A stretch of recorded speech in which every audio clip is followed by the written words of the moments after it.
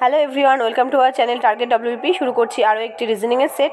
আজকের সেটটিতে গুরুত্বপূর্ণ 5টি রিজনিং থাকবে। তোমরা যারা চ্যানেলে নতুন আছো অবশ্যই চ্যানেলটিকে সাবস্ক্রাইব করে বেল আইকনটি প্রেস করবে। আমরা প্রতিদিন দুপুর 3টের সময় ম্যাথ, রিজনিং এবং জিকের ক্লাস অল্টারনেট করে দিয়ে থাকি। ভিডিওটি ভালো লাগলে লাইক করবে, বন্ধুদের সঙ্গে শেয়ার করবে। আজকের সেটের ফার্স্ট রিজনিং একটা কোডিং ডিকোডিং থেকে দিয়েছে। কি বলেছে, যদি পন্ডিচেরিকে একটা কোড দিয়েছে প্রকাশ করা হয় তবে ওই সংকেত অনুযায়ী কাঞ্চিপুরমকে কি দ্বারা প্রকাশ করা হবে। তাহলে আমাদের যে মূল শব্দ পন্ডিচেরি কথাটা আমরা আগে এখানে লিখে নিই।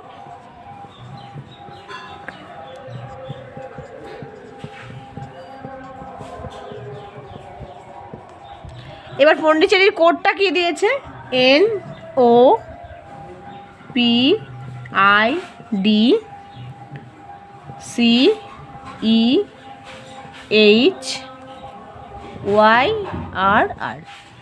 এবার এভাবে উপর নিচ লিখলে আমরা এখান থেকে বুঝে যাব যে অ্যাকচুয়ালি এখানে ব্যাপারটা কি হয়েছে। পি এখানে এসে গেছে, এন এখানে এসছে, ও যেমন ছিল বসে গেছে, ডি আর আই উল্টে গেছে, সি যেমন ছিল বসেছে, এইচ আর ই পরস্পর স্থান পরিবর্তন করেছে এবং ওয়াই আর আর এরা এভাবে স্থান পরিবর্তন করেছে। অথবা এমনটা হতে পারে যে এখানে ওয়াই এর পরে আর এরটা আর নিজের জায়গায় বসেছে আর এই আর এখানে চলে গেছে, ব্যাপারটা এরকমও হতে পারে, আর ওয়াই এখানে এসেছে। তো ঠিক সেই রকমভাবে আমরা যে কোডটা দিয়েছে কাঞ্চিপুরম কথাটা লিখে নিই, CHIPURAM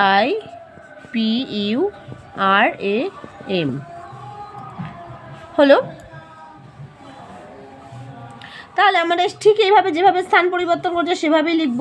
তাহলে এন চলে আসবে এখানে, কে চলে আসবে এখানে, এ যেমন ছিল বসে যাবে, সি আর এইচ পরস্পর স্থান পরিবর্তন করবে, আই যেমন ছিল বসে যাবে, এখানে PU পরস্পর স্থান পরিবর্তন করেছে, আবার এখানে তাহলে এম এখানে চলে আসবে, এ যেমন ছিল বসে যাবে আর এখানে চলে যাবে।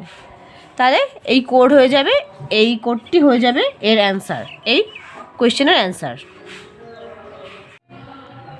নেক্সট কোয়েশ্চেন কি বলেছে, রাম ইকুয়ালস টু 32 এবং হ্যারি ইকুয়ালস টু 52 হলে পুরী ইকুয়ালস টু কত। তাহলে আমরা যদি এ থেকে জেড অবধি 26টা অক্ষরের প্রত্যেকটিকে নাম্বারিং করে নিই, অর্থাৎ এ মানে হলো 1, বি মানে 2, এভাবে T20 এভাবে পরপর যাবে। তো সেক্ষেত্রে আমরা দেখতে হবে যে রামের ক্ষেত্রে কিভাবে এরা কোডটা বসিয়েছে।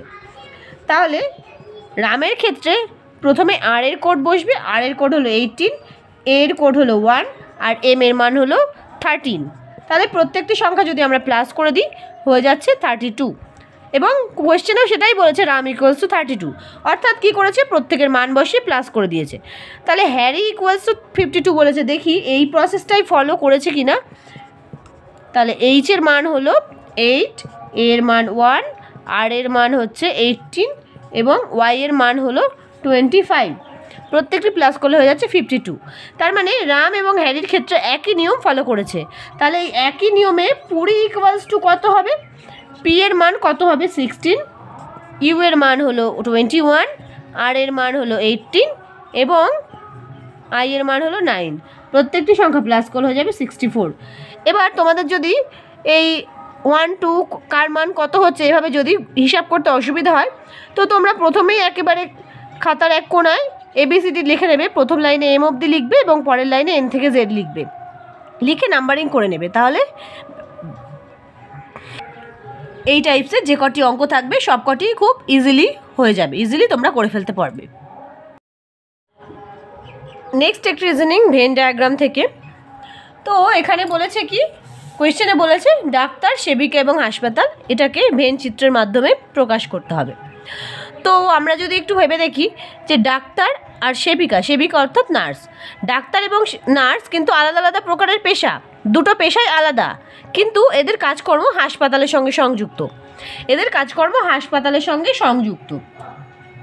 তাহলে এই যদি আমরা এই ডায়াগ্রামটা ফলো করি, এখানে পুরো হাসপাতালের মধ্যে ডাক্তারের মধ্যে নার্স কখনোই হতে পারে না, কারণ ডাক্তার এবং নার্স আলাদা আলাদা পেশা। এখানে আবার তিনটের সঙ্গে কোনো সংযোগ নেই, তিনটেই আলাদা আলাদা দিয়েছে। আবার এখানে দিয়েছে ডাক্তারের মধ্যে নার্স, আবার নার্সের মধ্যে হসপিটাল। মোটে এরকমটা হবে না, ব্যাপারটা হবে এরকম যে হাসপাতালের সঙ্গে ডাক্তার এবং নার্সের পেশা সংযুক্ত, অর্থাৎ অপশান এ হয়ে যাবে রাইট আনসার। নেক্সট 4 নম্বর রিজনিং, এখানে এরকম 3টে প্যাটার্ন দিয়েছে এবং এই সংখ্যাটি কত হবে বার করতে হবে। তাহলে আমাদের এখানে সবার প্রথমে কি খেয়াল করতে হবে যে এই 4টে সংখ্যার সঙ্গে এই মাঝের সংখ্যাটির কী রিলেশন। তাহলে আমরা যদি এই প্রথম চিত্রটি দেখি, আমরা যদি এই প্রত্যেকটা সংখ্যা গুণ করি, অর্থাৎ 2 গুণ 3 গুণ 4 গুণ 2, এই যে এখানে প্রত্যেকটা সংখ্যা দিয়েছে এই প্রত্যেকটিকে গুণ করলাম। তাহলে গুণ করলে কত হচ্ছে 3 4 12, 3 দুগুণি 6, 4 6 24, 24 দুগুণি 48, প্রত্যেকটি গুণ করলে 48 হচ্ছে।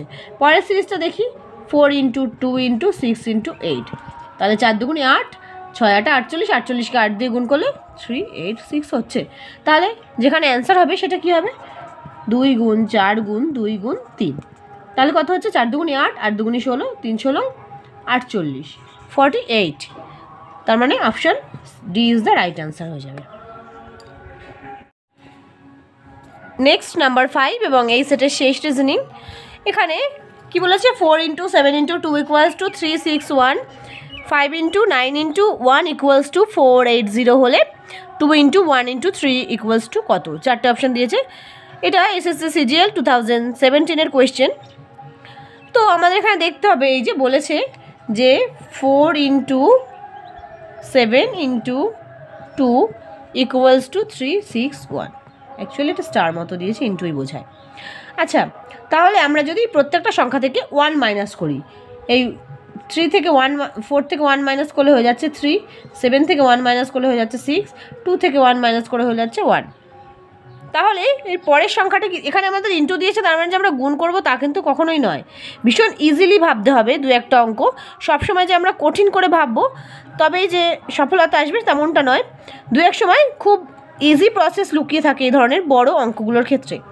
তাহলে পরেরটা কি আছে 5 × 9 × 1, তাহলে এখান থেকে 5 থেকে 1 মাইনাস করলে হয়ে যাচ্ছে 4, 9 থেকে 1 মাইনাস করলে হয়ে যাচ্ছে 8, 1 থেকে 1 মাইনাস করলে হয়ে যাচ্ছে 0। ঠিক তেমনি তাহলে অ্যান্সার কি হয়ে যাবে 2 × 1 × 3, তাহলে 2 থেকে 1 মাইনাস করলে হয়ে যাচ্ছে 1, 1 থেকে 1 মাইনাস করলে 0, 3 থেকে 1 মাইনাস করলে হয়ে যাচ্ছে 2, তাহলে অপশান ডি 102 হয়ে যাবে রাইট আনসার। আমরা প্রতিদিন দুপুর 3টের সময় অঙ্ক, রিজনিং এবং জিকের ক্লাস দিয়ে থাকি, তোমরা চাইলে চেক করতে পারো। আর যদি ভিডিওটি ভালো লাগে অবশ্যই লাইক করবে, বন্ধুদের সঙ্গে শেয়ার করবে।